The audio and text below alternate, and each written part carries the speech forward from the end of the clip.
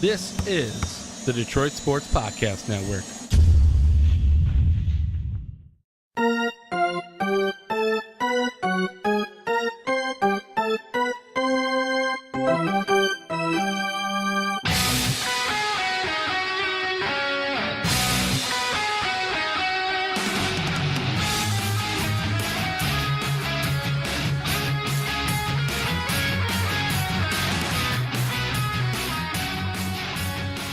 Welcome into episode number 30 of Tigers Talk with Chirco and Company. I am your host, Vito Jerome Chirco, alongside my sidekick, my usual partner in crime now, and the pod father, John Macaroon. John, what's going on today? Vito, is this episode number 30? Episode 30, the big number 30. And we have Dominic Chirco joining us today, as well as Ryan Ford of the Detroit Free Press. Dom's at the lovely campus of the University of Detroit Mercy today, studying political science. Almost got that wrong the last time he came on here via the phone. And he'll be on over the phone today to discuss the Anaheim Angels, the Los Angeles Angels of Anaheim, as they're called now. We'll discuss their offseason to date, whether or not they look stinky going into 2016. Because right now, I know Dominic thinks this, they do, and we'll get his thoughts on why he thinks that is the case here on today's Tigers Talk podcast. Also discussing the American League West as a whole today on the pod. Episode 30 of Tigers Talk. Now, pitchers and catchers have reported. Position players have reported to Lakeland. The Tigers are kicking off spring training, and it's just a great time of year. I mean, we wait when the season ends until spring training, and now we get a chance to talk about the Detroit Tigers. They're going to start up, spring training games March 1st. We're going to have a chance to really peek in to what this team is going to do, because this is a season where the Tigers have a lot of expectations. They got a lot to deliver. It could be one of those seasons where it could be very tumultuous, or it could be very successful. So to see what's going on now is unbelievable, and I just think that with football season ending now, I know people are looking at the NFL draft and people are looking at what's going on now in the offseason. It's just nice now to add that other mix, to add that other team, the Detroit Tigers, and I'm super excited. Well, based on what VMart said in spring training already, he thinks this is the best team on paper for the Tigers going into the regular season since he's been a Tiger. For me, is that hyperbole? Probably. But is it smart or dumb for him to say it at this point in spring training, early on, before the games have even began in spring training? Doc, what do you think? His comments were very interesting. Did you really get a chance to peek into what he said? It opened up a lot of discussion points, because he basically said that I feel so much better now because I can actually swing. And he got a lot of the Tigers, I think, are getting a lot of heat now, right? A lot of criticism. Brett Ausmus specifically for allowing him to play. Basically, yeah, the whole question is, when he comes out with a comment like that, is, well, if he couldn't swing, was he selling you a bill of goods last year? Why was he in the 4th spot a lot of the year, hurting the team? If you saw his performance, I mean, he had a negative WAR last year. And so everyone's looking around going, okay, Brad, Come on, Brad. Come on now. Are you able to really evaluate what you're seeing? Because obviously, a player, when you go to him, more often than not is going to tell you, I'm good, it's all good, because they want to be in the lineup. But what we saw throughout the course of a year was a player that wasn't, his usual self. And now it's because of injury and things like that. But in the end, his performance wasn't good enough. He got a negative WAR last year. And so why did Brad Ausmus stick with him, knowing that he was hurting the team? And, managing. You can't, right? You can't waste seasons. You can't. Mm-hmm. And that's just one of the things that I believe is the reason why a lot of people are nervous with Brad Ausmus, is because that's just now a small example. But when you add up the other examples with how he's used the bullpen, with how he's used, the starting pitching, with the decisions that he's made in terms of when to hit and run and other things, when to pitch to batters and when not to, and to which pitchers he selects, it really brings up a lot of concerns. And that's why some people are a little bit hesitant and anxious going into this season. A lot of hope, but also a lot of concern and worry that this is a team with talent. Do they got the right manager in place? Probably not. We've talked about that before. But VMart, specifically looking at his numbers from last year, his slash, if you look at it, righty and lefty splits, he hit .348 against lefties. Against righties, only .219. .616 OPS on base plus slugging percentage against right-handers as well. .870, almost .900. That's all-star caliber level against left-handers. So he couldn't hit from both sides of the plate. He was very limited to hitting against left-handers and left-handers only. So that tells me, well, this guy wasn't getting it done on an everyday basis and against every starting pitcher that he was going up against, depending on whether or not the guy was a righty. If he was a righty, he couldn't hit him. So last year against righties, J.D. Martinez should have been the number 4 hitter, the cleanup guy. But he wasn't. He wasn't until late in the season, and way too late in the season when the season was already decided for the Tigers. They were already going for 2016 at the point when Ausmus finally decided, well, let's start J.D. Martinez now in the 4 hole. It should have been J.D. for a long time before that, hitting in the cleanup spot instead of Vmart. And it killed the Tigers, and now if they have the best ball club that Vmart's ever been a part of going into 2016, it's a scary thought to think that this man, Brad Ausmus, is managing the club because he messed it up last year pretty enormously. We wanted him fired. Now this year with a better ball club, can he get it done? I doubt it. And you know what, Doc? I extremely doubt it. And I think everybody knows that I hold that opinion by this point in the Tigers Talk podcast. And I think you agree with that sentiment as well about Brad Ausmus, that he's not the right guy for this ball club that wants to win right away in 2016. Oh, Vito, look at you coming down with the hammer. Now, I know it's a challenge because we really have to see it on the field. We got to see what his in-game managing is going to look like. But I do believe that the front office has given him more talent. And with the talent, you got to remember, his first year, he made the postseason.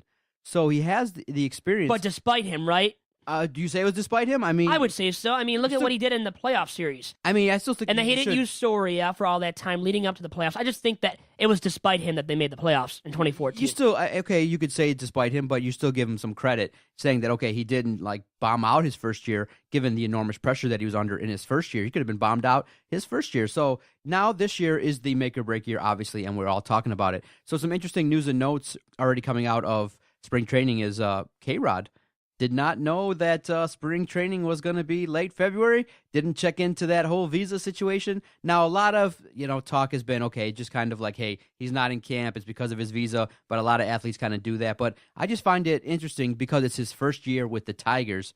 You would think that he would take every single measure necessary to get into camp. So I find it odd that he's not there in spring training with the pitchers and catchers because of a visa problem. You'd think that his handlers or his people or the Tigers would kind of take care of that. You would think he would know by now. He's a veteran. But the thing is, you know what? It's more important about him being available for the start of the season on opening day specifically. If he's there on opening day as a closer, then it's all right, in my opinion, about K-Rod and the visa issue. So that's a non-concern to me at this point, but just stupid on his part. When you say, if we want to play the smart or dumb segment, well, it's dumb. Utterly dumb on K-Rod's part because he should have been ready for the start of spring training. No doubt about it. But more importantly, I wanted to ask you my smart or dumb question here of the day to start off the podcast, which is about V-Mart's comments about the team being the best that he has seen so far since being a member of the Tigers. Do you agree with me that it perhaps isn't smart? And quite honestly, it's more dumb to say that right now at this early in spring training. Doc, smart or dumb for V-Mart to make those comments? No, I disagree. I think that this is the time of year, spring training, where they say hope springs eternal, where everything's positive, everything's great, everyone has a chance to really have success and to set your goals really, really high. I mean, that'd be kind of depressing if at the first day he's like, well, I don't think we have a really good chance, or I'm not really happy with the team.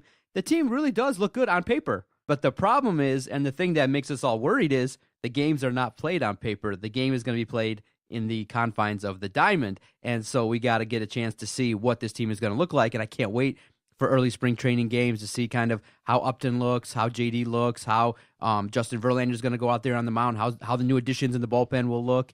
And so the early part of spring training is just to kind of get the flow back, get the routine down in terms of, hitting, pitching. And then when the second half of March hits, then you start to see, okay, what the lineups are going to look like, how everyone's performing, and making sure that everyone stays healthy. But this year, I would say that it's important for the Tigers to kind of find some extra motivation because this team has done basically everything but have the ultimate success. I mean, they've gotten to the postseason. They've had key situations where they've not made the postseason late in the season. They've played a lot of meaningful games in September. This team has done it all except have consistent success now in the World Series when they get there. I mean, the last couple appearances in the World Series didn't go their way, and it really disappointed a lot of people, but a lot of people are trying to patiently wait and see what this team is going to do. But the first couple of weeks, you be positive. I think it's smart. You should be. A positive mentality should be established by all the players. Yep. I agree. Uniform throughout the ball club. But saying it, coming out and saying it right now, I think is dumb because you know what? They're underdogs. They're under the radar.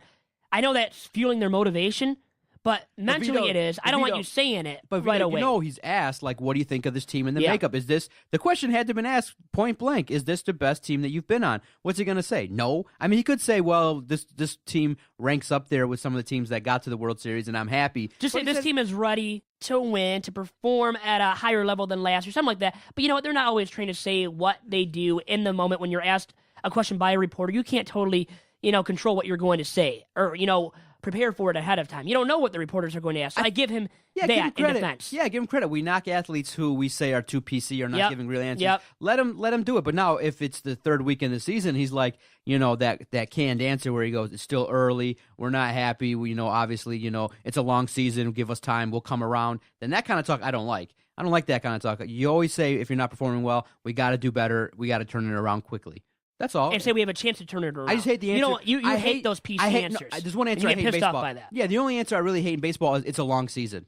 Well, we know that, dummy, right? We know that, buddy. That's common sense. We don't need that said. But your first 25 at-bats, if you go 3 for 25, that's not a good trend. Yeah. You know, and you're 37 years old. If you go 3 for 25 to open the season, we're going to start talking like, are you washed up? And we gave you a big, huge contract, so you better come up and step it up. That's it. This is it this is it. I believe that when you ask the question, is the window closing? I think the windowsill is almost all the way down, and you got your fingers under it just trying to keep that window from closing because, if the Tigers don't make a long postseason run, I'm not sure that you can keep throwing this kind of money with the similar results that they've gotten. Well, I think they stick it out, the plan that they have right now, for a 2-year window of winning titles because they really have a 2-year window now open up because they signed Jay up and he can opt out after 2 years. But Ausmus, changes will be made in drastic ones. Ausmus will be out if they don't make the playoffs, like I've said before in previous editions of the podcast. So I think he will be a lame duck, and he already is. He is the hottest seat in all of baseball among managers right now, in my opinion. What I wanted to say really quick, I think it's easily said that it is smart right now to say that Brad Ausmus mismanaged VMart last year. There's no doubt about it, in my opinion.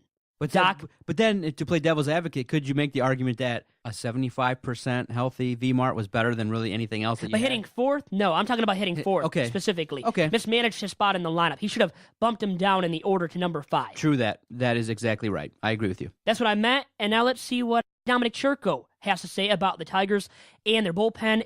Who's going to win those last 2 bullpen spots, and the Halos. What are they going to do in 2016? We'll get his opinion on that and the rest of the American League West on today's edition of Tigers Talk with Chirco and Company. After this quick commercial break. Looking for team apparel for your high school, your club sports team, or corporation? Look no further than Top Cat Sales, located on the east side of Main Street in downtown Royal Oak, between 11 and 12 Mile. Through founder and former University of Michigan quarterback John Wangler's leadership, Top Cat Sales has developed a tradition of selling and distributing custom Adidas team apparel with the very highest quality and very best service. Get your organization, school, or club team all in with Adidas today by going online to TopCatTeamSales.com. Once again, the website is TopCatTeamSales.com. Also, remember to follow Top Cat Sales on Twitter at Team Top Cat.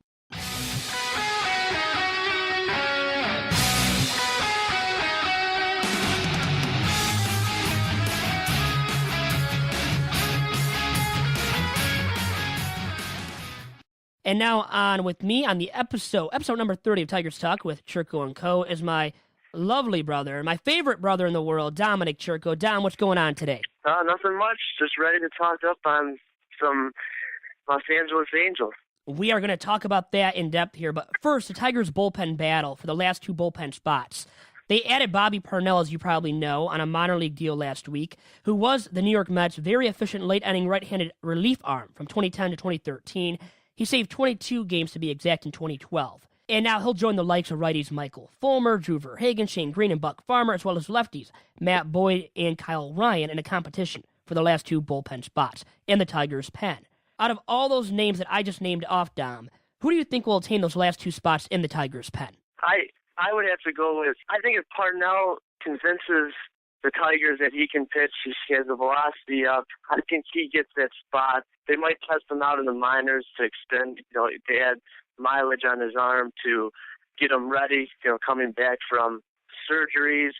Parnell's definitely one of their top options, and when the guy's on, he's on. His velocity, like I said, I mentioned his velocity is going to be up there if he's doing well. And the other guy, I think Kyle Ryan displayed not enough for the Tigers last year. When he started last year, he gave up the long ball a couple times against teams with not so good lineups. He gave up home runs in Safeco Field, 2 or 3 there. I think he's an odd man out. I think Parnell gets that last spot. Now, is it smart or dumb for me to say right now that the Tigers are going to have a strength in the pen with the additions of K-Rod, Justin Wilson, and Mark Lowe for the back end of the pen? Is it now a strength? Smart or dumb to say that about the Tigers' bullpen, Dom? I think it's absolutely smart because they finished. You're only going to go up when you add guys that are better than replacement level. What the Tigers were throwing out there with Buck Farmer, who could be a good long reliever, but like what they're throwing out there, Mark Lowe last year, his ERA was under 1 for a small fraction of the year. A guy like that, he has swing and miss stuff, a dipping slider. He was kind of disappeared later in the year with the Jays. He battled an minor injury. He missed a couple games. But, yeah, it's not crazy to think this bullpen is better this year. It absolutely is. Dominic, now our talk about the Los Angeles Angels of Anaheim and how they might stink in 2016 and big time. But first and foremost about the Halos and their roster construction as it is right now. Let's look at their left field situation. Looks really stinky. It stinks. Oh, yeah. It really does right now, looking at the Halos. In left field, they got Daniel Nava, hit 194 last year. Then there's Craig Gentry, who is currently in line to receive the second most reps in left field. And he also hit below the Mendoza line in 2015. So right now, it's stinky. And Dominic, my question for you about that left field position is, how big of a hole will it be in the lineup for the Halos in 2016? Well, it's a big hole. That's like having 2 Mario Mendozas on your infield. Only in the outfield platooning. They're not going to see as they're going to probably share the time. One's Craig Gentry's a right-handed hitter, and then Nava's a left-handed hitter. But these guys they can't even get up to 200. Both of these guys, Nava's shown flashes, especially his rookie season for the Red Sox when he came up. He had some clutch home runs down the stretch, their World Series year. So he has some potential, but Craig Gentry is the definition of being offensively challenged. Hey, Dom, is it smart or dumb to say that the Halos go from Mike Trout, the best outfielder in all of baseball, who probably will record the highest WAR among outfielders in all of baseball, outside of Bryce Harper, let's say, but in the American League, best outfielder, and then you go to left field, and you have the worst outfield alignment in baseball? Is that smart or dumb to say that, Dom? Going from Trout to that left field position. That's smart. They're the worst They're the worst left field in all of baseball, not just the American League. It's funny because Oakland is a team where we've seen what Oakland's done, and their pitching is probably worse in some areas, but then the outfield you look at, and even a team like Oakland who's platooned in the past, their platoons are better than what the Angels platoon is going to be this year. It's just interesting to see because usually when you platoon, you have a weakness there, and you have to shore it up, and you have to make conscious effort to just hide it, but you can't hide it. If you're really as bad as Gentry is, especially offensively, it's going to be hard to hide. The A's had Stephen Vogt, who came out of nowhere 2 years ago in the wild card game against the Royals, and then that year, that down the stretch, he could hit. He got on base. His on base percentage was the 4th best amongst outfielders down the stretch that year. So they had something cooking a little bit, even though that was a weakness. They could cover it up because they had a guy that could hit, even though his other skills were diminished. The Angels don't have it because both Gentry and Nava are both weak in most areas, even hitting and defense. Dominic Chirco, me Hermano, on episode number 30 of Tigers Talk with Chirco and Company right now. And Dom, where do you see the Halos finishing then in the American League West? Well, they haven't had a losing season since 2010. They finished 80 and 82 that year. If you remember that year, they had a good line. They had Bobby Abreu, who had sort of an insurgent season for him later in his career. They had guys that hit the ball.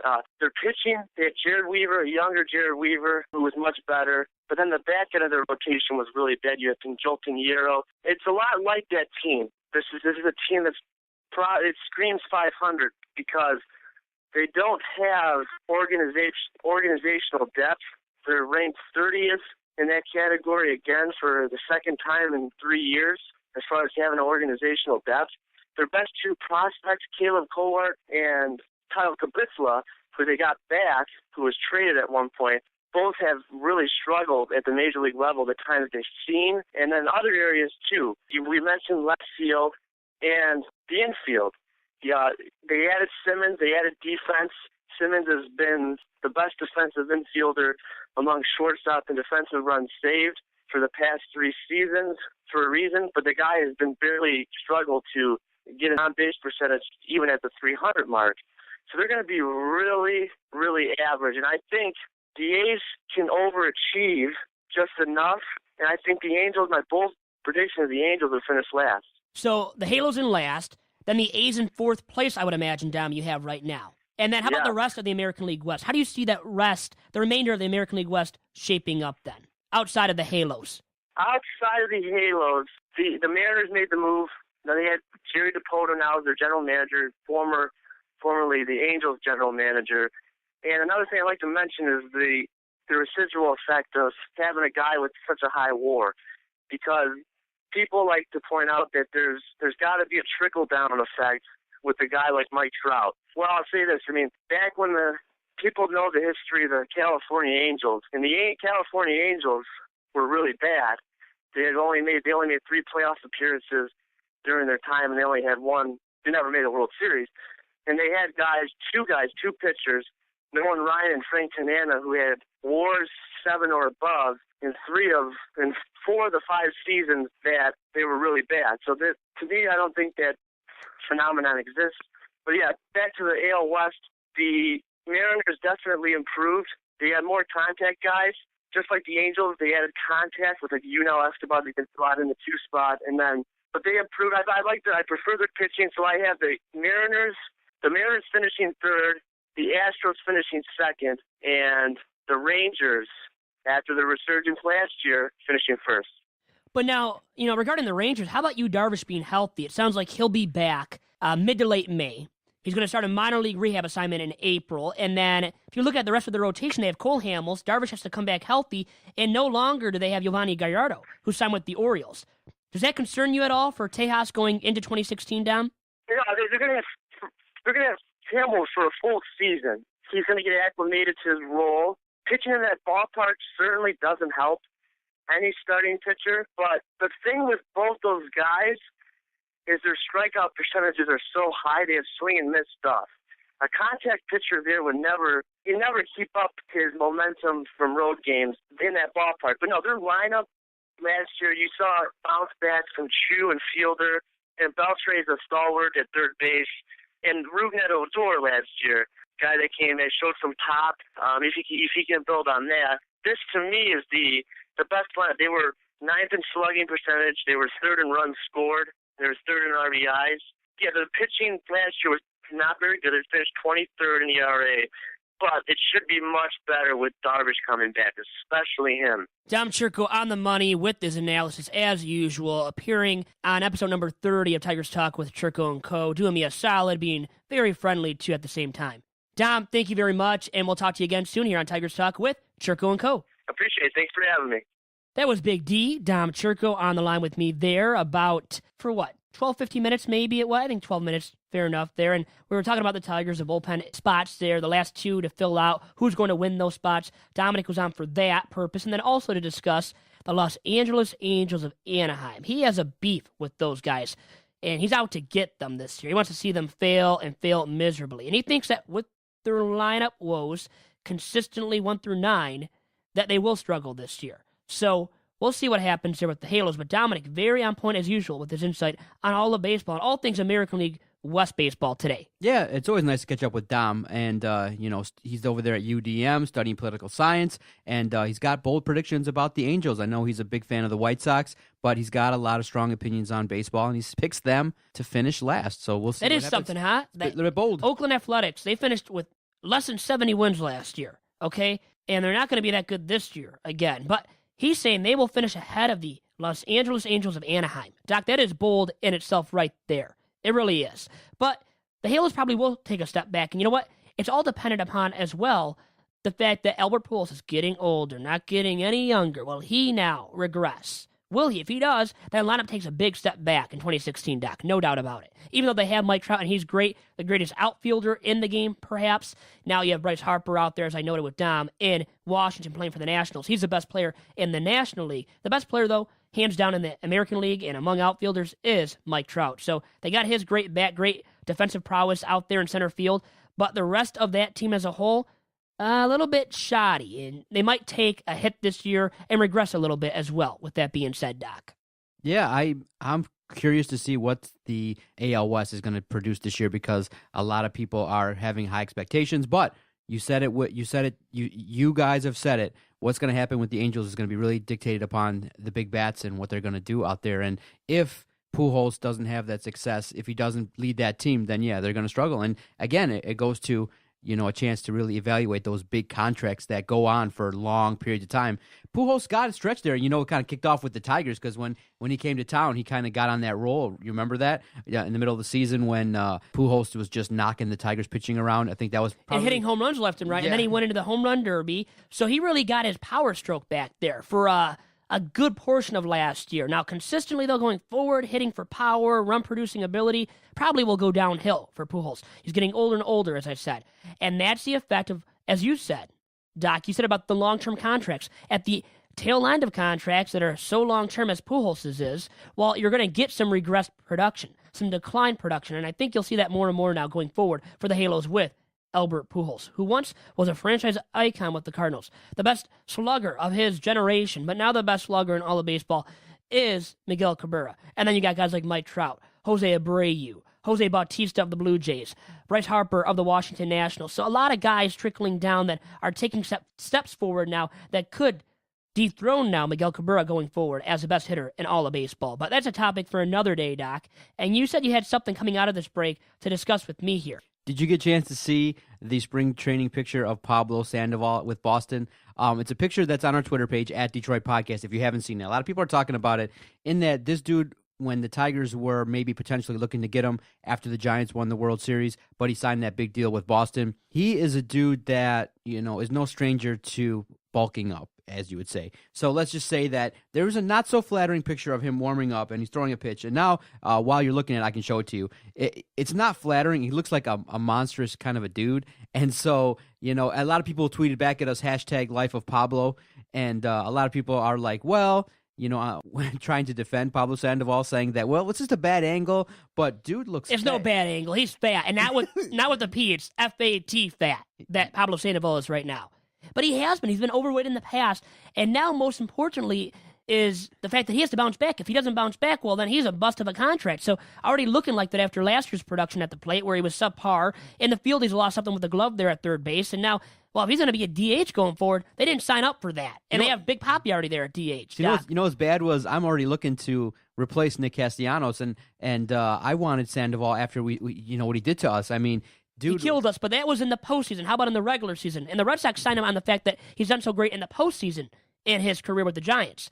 Well, he hasn't done much in the regular season, even up to now. Even during his Giants career before last year. Panda Bear or something. They call him the Panda. The Panda. Panda, yeah. Okay. He's a panda. Well, he looks like a panda, huh? He's been hitting Panda Express. Panda Express a few times a week, it looks like. And maybe some hot and ready pizzas and a lot of pizza and burgers and all that jazz. So you think he's going to probably take the opportunity? He's probably like, you know what, screw it. I'm just going to take the month to lose weight. And if you see in the photo, it looks like he's just throwing, but he's got that little glisten of sweat going on.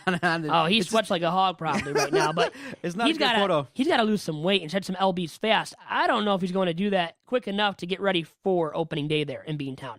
So that's a big concern for Boston, to say the least. Now, do you think over there at Boston that they have a legitimate chance to really do something? Because it's one of those things where Dave Dombrowski now, if you look at it, he kind of upgraded jobs. And so you don't want a guy that was with your organization and a guy that you fired taking a job that's better than you and then having more success. Now he's got an open checkbook. He's free. He's been wheeling and dealing, setting his sights on big name guys. Already got a great closer from San Diego, I believe. And he just made moves. And now I don't want the Boston Red Sox to have more success than the Tigers. But I'm starting to look at that lineup, the pitching staff. Question marks really are going to be with pitching with Boston. They got to really look at those starters. Yep, after David Price, yep. But that lineup looks pretty dangerous. If they can have some more consistency throughout that lineup and more consistency with pitching, I think Boston has a solid chance to do something this year. They can mash, but it's about the pitching. It really is. But they added David Price for the top of the rotation. They added Craig Kimbrell from the Padres, as you noted, for the back end of the pen to be their closer. He can be a lights-out closer. And you know what? Price can be that lights-out ace. But how about the rest of that rotation after David Price? And then their lineup now. Not many woes, okay, in that lineup as a whole 1 through 9. But David Ortiz has to be good again. He's older and older, 38, 39, not getting any younger, like an Albert Pujols situation there in Beantown for the Bo Sox. But then you also have Dustin Pedroia has to play more games, be more healthy. Sandoval has to be more healthy, be more in shape. Hanley Ramirez, they never dealt him. They wanted to, it seemed like Dave D taking over for the Bo Sox. Never did. Now he has to turn his act around. Get the ship righted as well for himself at the plate. So there's a lot of guys that have to bounce back at the plate, though, for the Bo Sox, or keep it up at their advanced age, specifically Big Papi with that being taken into account. So for me, I think they might underachieve. They might have too much expectations going into the regular season that they won't be able to meet as a ball club. That's my take on the Bo Sox. And we have Mr. Ryan Ford of the Detroit Free Press joining us in just a minute or two here to discuss the American League West on episode number 30 of Tigers Talk with Chirco and Co.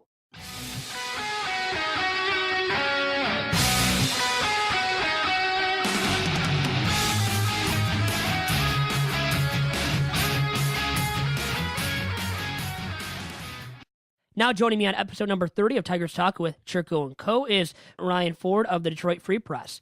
Ryan, what's going on today?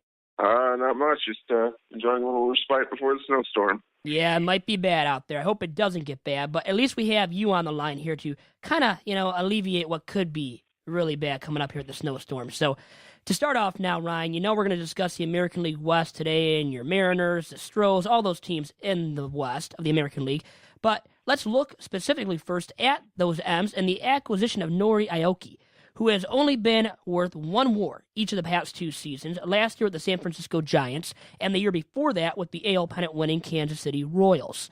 Now, my question for you, Ryan, is, do you think he'll be able to return to the 3 WAR player that he was in his first 2 years in the league with the Milwaukee Brewers? I'm skeptical of that. The nice thing is I don't think they necessarily need him to be that player. If he can even be, honestly, if he even does what he did last year, the Mariners will be very happy. They brought in a new GM, Jerry DiPoto, who basically has made good on his plan to make the Mariners outfield in particular much more athletic, much better at covering the large outfield of Safeco Field. So as long as Aoki is able to patrol the outfield, the Mariners will be pretty happy with his bat no matter what. And he'll have a lot of help in center field. They brought in a lot of plus defenders. In fact, they just signed one late last night, 25-year-old Cuban Guillermo Heredia, who actually slots in about 4th on the center field depth chart. So between an overload at center field, and Aoki should still have the legs to cover left field. I think they'll be pretty set. And then in center field, you have Leonis Martin, formerly of the Texas Rangers, now the starting center fielder there. Should be good, added by the M's this offseason. And he's in need, just like Aoki, to some degree at least, of a bounce-back season, specifically at the plate. Now, he put up 1.1 WAR last year after recording a career-best 4.6 WAR, according to Baseball Reference, in 2014. Now, Ryan, do you trust that he'll be able to bounce back and become the player he was in both 2013 and 14 with the M's AL West rival, Texas Rangers? I do, actually. I think it seemed to me that one of his problems last year was he was hit by, obviously, as you said, injuries, and that cost him a lot of playing time. He never really seemed to find his stroke at the plate, and I think he lost a lot of confidence in not having an everyday job. And with the Mariners, he'll certainly have that.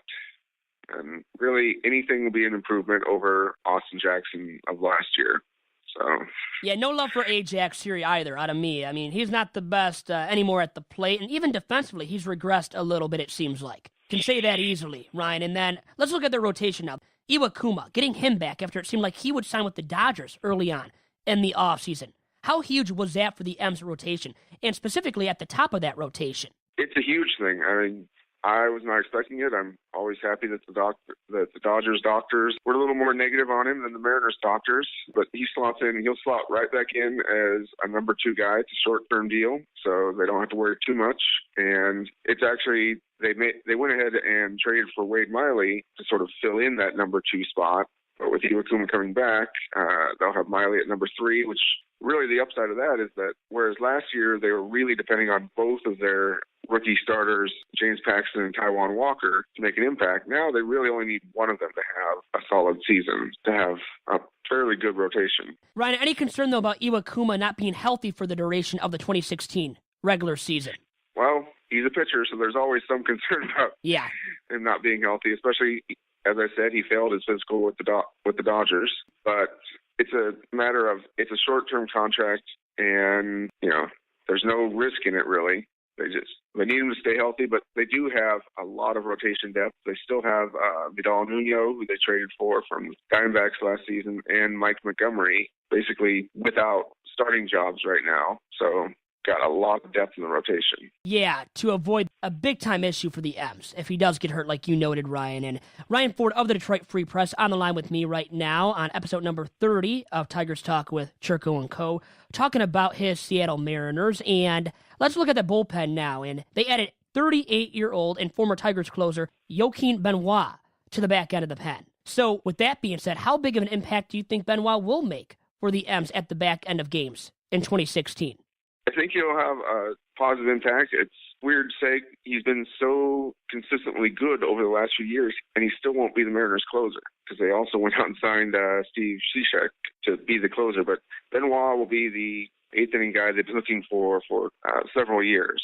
I mean, he's, as you said, 38, but he had a stellar season last year, and pitching in Safeco Field for half his games won't exactly hurt him. The dimensions are slightly larger, although he was in San Diego the last couple of years, and that's a fairly large field too. So I think he'll fit in and feel right at home. Yeah, pretty spacious ballparks, and even Comerica Park where he pitched previously, and then to go to San Diego Petco Park and now Safeco, definitely spacious ballparks for pitchers, to say the least. And I've looked at these records now, projected records for the M's in 2016.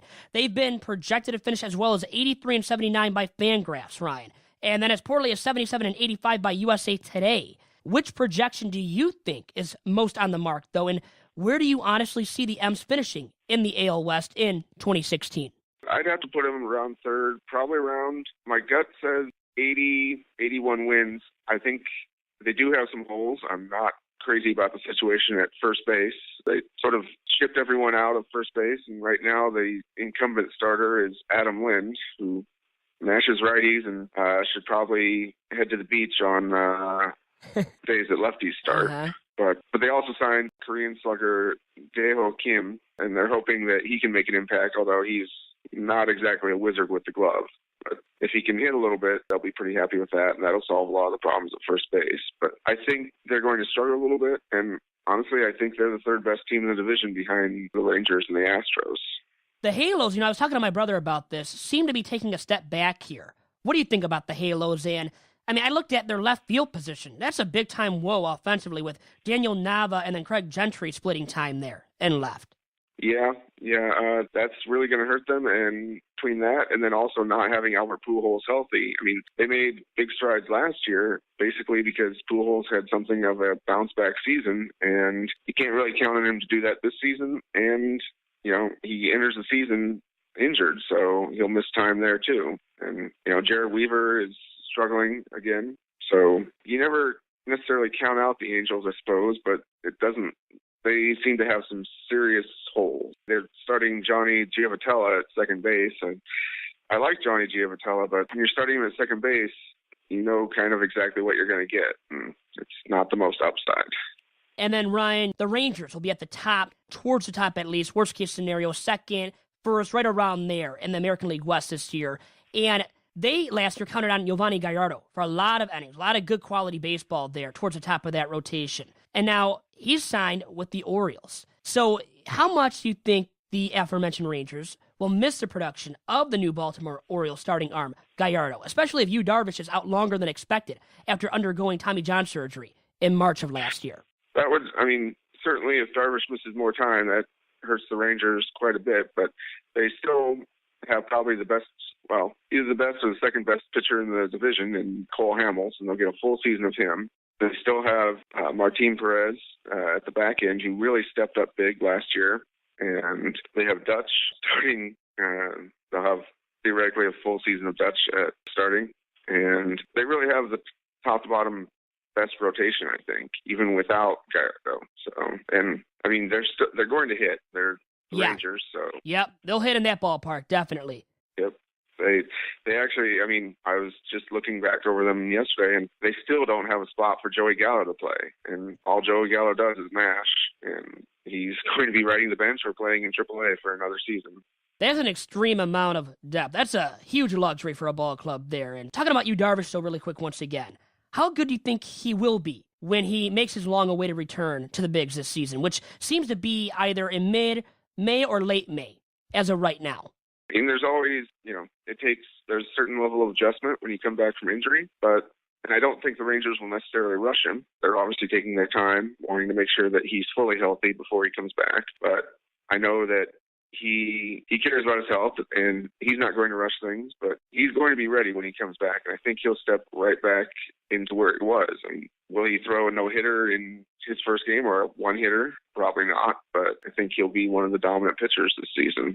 Talking pitchers right now in the American League West with Ryan Ford of the Detroit Free Press, and another one for you to talk about here. Doug Fister, the former Detroit Tigers starting pitcher, now a veteran right-hander who has signed with the Astros, and he struggled last year, though, with the Nats, and had a battle injury throughout. So do you expect him this year to bounce back with the Stros, Ryan? I do. I do expect that. As you said, he fought injuries all year, and he should be healthy now. And he's slotted into a much less, once again, he's sort of the number 4 guy in the rotation, which I think always helps temper expectations. You don't have to do quite as much, take as much on your arm every 5th day. But I think there's really no risk for the Astros on it. It's a 1-year deal, and he'll be looking to play into a big contract, probably his last big contract of his career. I think he'll be motivated, too. Ryan, before I let you go here on Tigers Talk with Chirco and Co., give me your division projection for the American League West. Let's go 5 through 1. I'm going to go with the Athletics at number 5. There's just too many holes, and they're just too young, even with Sonny Gray leading the rotation. Number 4, the Angels, but they'll be a lot closer than people think. They still have a solid rotation. They still have Mike Trout, which that gets you a few wins right there off the top. Yes, sir. And then probably the Mariners. I think they'll come in right around 500. I could see them getting a little bit of a boost, especially if Taijuan Walker finally has the breakout season that has been expected for a few years.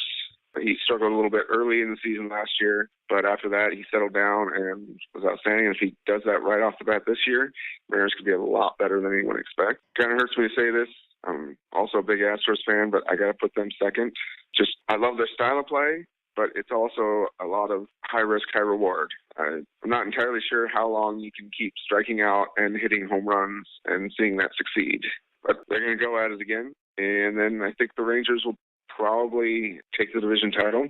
Just that rotation is very strong, and they have the hitters all over the place, especially if Josh Hamilton gives them anything above replacement level. And people forget about him, like myself. I forgot about Josh Hamilton. If he does something of quality, well, then they're even a deeper lineup, 1 through 9. So the Rangers look really good on paper. They really do. And getting Darvish back, that's another asset for the Rangers in that rotation there, which is already good at the top because of the addition of Cole Hamels that was made at the deadline last year. So, for me, I could see this division being mostly a 2-team race, but maybe a 3-team race. But I think those 2 teams at the top that you named off, the Rangers and then the Stros at number 2, they could realistically, Ryan, flip-flop. And I think you see that as well atop the American League West because they're that good, those 2 teams. And I think even the second-place team, whoever finishes in second of the Rangers and Stros, will make it in as an American League wildcard team.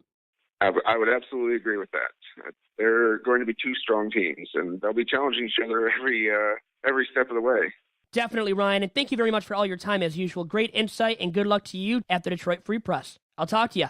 Thank you. Talk to you later. Back here on Tigers Talk with Chirco and Co., episode number 30. Ryan Ford was just on with me from the Detroit Free Press. Very good insight. When doesn't he provide good insight, Doc? That's the question there. And he likes, let's do it now, 1 through 5, what he has for the American League West in 2016. Number 1, the Rangers. And guess what? My brother predicted the same. See, I thought maybe he would go with the Stros. But he's saying Stros number 2. Now, another team that he likes in the West, the Seattle Mariners, number 3 for Ryan. And then number 4, the Halos. Number 5, the Athletics. Dominic said the Halos last. That's a bold prediction. And he flip-flopped that, and the Halos and the Athletics. He had the A's Dominic, number 4, and the Halos 5th. Now, Ryan had, which I think will be more likely to happen, the Halos number 4, and then the Athletics number 5 in the West as they were last year. Doc, your thoughts on those projections, and who do you think made more likely projections for the American League West division, Dominic or Ryan? I think Dominic has a very interesting insight regarding the Angels finishing last, but I think they have a little bit more talent than that to maybe not finish last, maybe second to last. So I lean toward a little bit more what Ryan was thinking. I agree with everything that everyone said, and I think that if you look out there and you peek out there at the American League West, it could be a very tight race there with the Astros and the Rangers, and it's going to be nice to see, nice tight divisions and divisional races. And when those series happen between the Astros and the Rangers, look out. It could be some fun baseball. Really could be. Those are the two best teams in the American League West, and the Mariners are a hair or two behind those two ball clubs. And then the Halos, like Ryan said, you know what? They're a scary number 4 team, or 4th best team in a division in the American League West, that is. They could still maybe reach the heights of a third-place ball club and compete for a wild card spot, but competing for a division title, I think, is past the Halos at this point. Their window of contending for division titles is over, I think, in Anaheim, unless they make those upgrades to the rotation and get some better position players, too, for that lineup as a whole, Doc. And with that being said, that wraps up episode number 30 of Tigers Talk with Chirco and Co. Doc, as usual, great stuff from my bro, Dom Chirco, and from Ryan Ford of the Detroit Free Press on what was episode number 30 of Tigers Talk with Chirco and Company. I'll talk to you again next week for episode 31.